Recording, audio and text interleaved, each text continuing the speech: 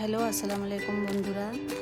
আজকে আমি আপনাদের সাথে শেয়ার করব বিফ কিমা স্প্রিং রোলের রেসিপি। স্প্রিং রোল বানানোর জন্য এই ফিলিংটা আগে রেডি করে নেব।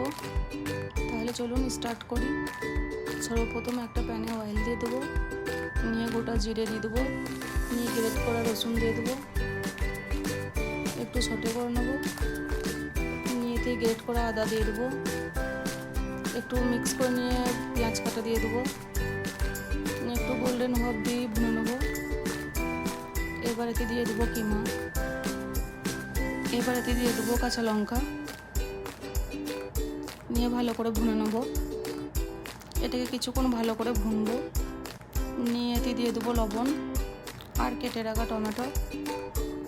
আবার কিছুক্ষণ ভালো করে কুক করব। ভালো করে কুক করে নেওয়ার পরে এতে দিয়ে দেবো কিছু মশলা, হলুদ, লঙ্কা, জিরে, ধনে কোটা, গরম মশলা পাউডার। একটু ভালো করে ভুনে নেব। নিয়ে এবার এতে জল দিয়ে দেবো, ঢেকে কুক করব।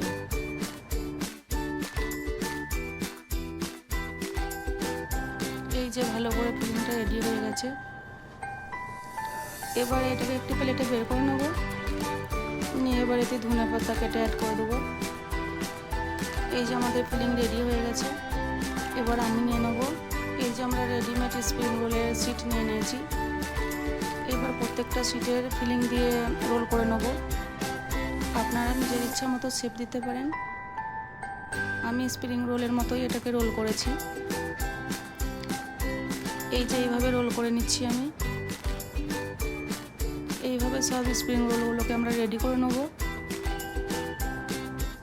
আমাদের সব স্প্রিং রোলগুলো রেডি হয়ে গেছে। চলুন এগুলোকে গোল্ডেন ব্রাউন হওয়া অবধি ফ্রাই করে নিই। চলুন সব স্প্রিং রোলগুলোকে এইভাবে ফ্রাই করে নেব।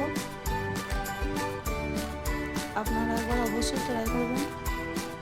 ভিডিওটি ভালো লাগলে লাইক, কমেন্ট আর চ্যানেলটি সাবস্ক্রাইব করে দেবেন। এই যে সব স্প্রিং রোল রেডি হয়ে গেছে, গরম গরম সার্ভ করেন।